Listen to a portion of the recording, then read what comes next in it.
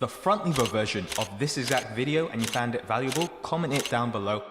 People watching, how can they increase their technique in front lever? You said it, retraction. Is there anything else they need to focus on and make sure that will really help their front lever and their front lever touches, their sat? The retraction, but not only to push your shoulders, for example, back, you have to push it down to tie the lat, the shoulder, so the chest have to be over your shoulder to be retracted. The head, the position of the head is so important. A lot of the people, they do front lever press and they lift their head like this, front lever pull-ups as well. So you can take something, the case of my headphones, for example, hold it like this, and when you pull, just to keep the position of your head in this technique like this, bro. It's so important. This is not enough, you have to push your head more like this, the retraction. Some big mistake that others make, false grip. Yeah, the false grip is so important thing, but they don't want to use it. They just do the front lever like this. Okay, except that, there is really big mistake with the people that they do front lever because they make really big distance between the belly button, the lower back, the hips, and the bar. So the front lever is like this. So the thing that you have to think about is to make less distance between you and the bar. And the retraction is one of the things. The false grip is one of the things. When you do the front lever, you have to be closer to the bar, not like this, and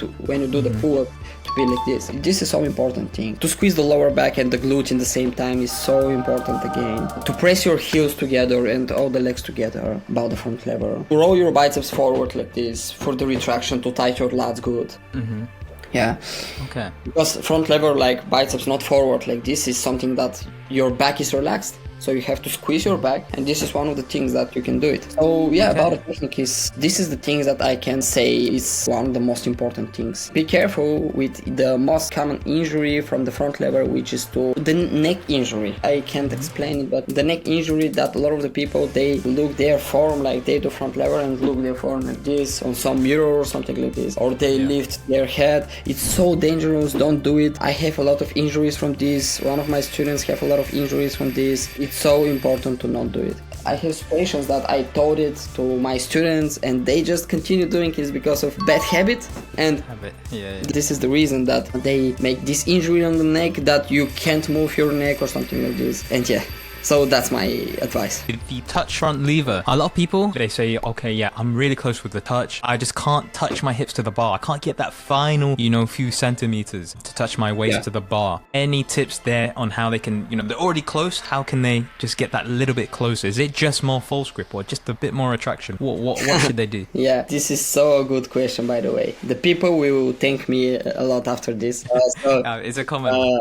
Yeah, it's a common one. So when you squeeze your core and make it like this, like planche, like plank, and when you do the front lever, even that if you're with retraction, it's not enough. Try the position that you go to front lever pull to touch, or just normal touch, or just normal front lever pull up. In the moment that you touch your belly button to the bar, just breathe, but breathe not like just breathe. Make your stomach full of breathing. Like this, so make your stomach full of breathing. Yeah, it's so weird, but when I realized it, this changed my game. And the thing that come after this is you will make the space of your muscles of your back to be connected more, because when you squeeze your core, you make your muscles to be hard to be connected. You make your muscles on the back to be hard to be connected like this. And when you make your core like this and chest, your muscles on the back, you make space to be connected like this.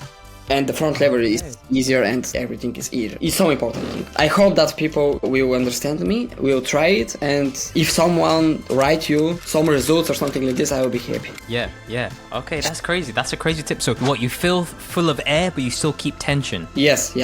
And make your stomach bigger and full of breath. Yeah. Okay, guys, you better thank Rado for that tip, because that's a big one, man. I'm sure he has more as well. So again, if you're interested in his mentorship, go check him out, ask him, all about it, inquire about it, because I'm sure that's more, because I've never heard that before. So yeah, that's interesting. I'm gonna have to try that. I was sitting here like trying it, like filling up myself. I was like, okay, that's crazy. Right.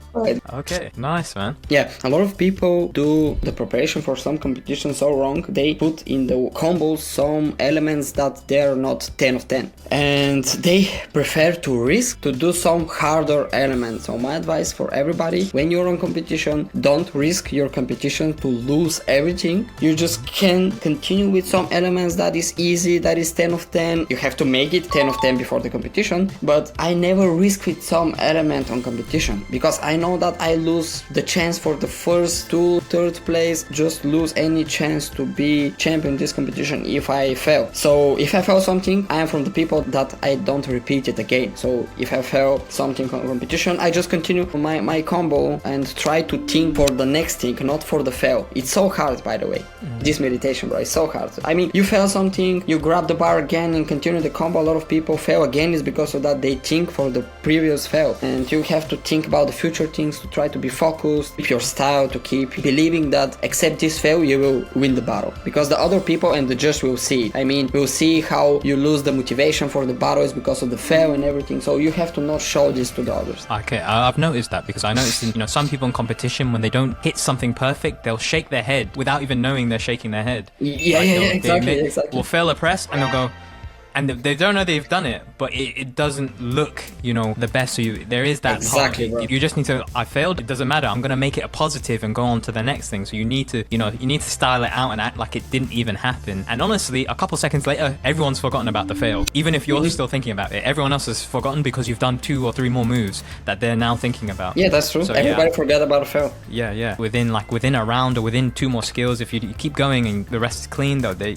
obviously the judges will be taken into account, but in terms of the, the public and everyone else watching, everyone else has forgotten. So yeah, but it is hard. It's a way easier to say that than to do it. So yeah, I definitely get what you're saying there, and doing things that aren't too hard for you as well, that you said, that aren't, you're not risking it all and you're being consistent. Yeah, that makes sense. Yeah, exactly. Okay. Because a lot of people, they have the ego to do the hardest elements for them, body dynamics, and you have to press your ego. You have to control your ego again here, because there is only 2 weeks or 1 month before the competition, and it's not good idea if you start learning something or one element that is 1 of 10 to start learning it to make it 10 of 10. If you go on some competition with this element and you catch it one time not catch it, there is no any sense to risk, bro. Is there any other athlete that you really want to battle or re-challenge? I never have battle versus Tony Gates, for example. Big athletes like Tony, like Gustavo. I have battles versus Gustavo, one that I won, but now he's on different level, and I'm so happy about him because he becomes better and more better. Sorry. Other athletes like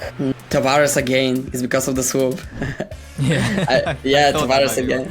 Yeah. For sure, someday I will battle versus one of these boys, and I want to be better. So yeah, the competition mindset, it's always in me, and I just want to reach my maximum level for my potential, for all the years that I will have in the future. I know that it's a lot of things that I have to do. I always look my mistakes. I'm not from the people that they look how big and good they are. I'm from the people that sometimes I am so blind. It's because of the things that I can do, and I can see only the things that I can improve. So yeah, that's my mindset. I don't know from where, but this is me, and I have a lot of work to do. Okay, well, I'm sure we're all excited to see it. Excited to see, hopefully you make a YouTube channel, or at least, keep giving advice to the people. If you guys have any comments or suggestions on what Rado should make, what you'd like to see, I'm sure he'd be glad to hear it. If you have, put it in the comments.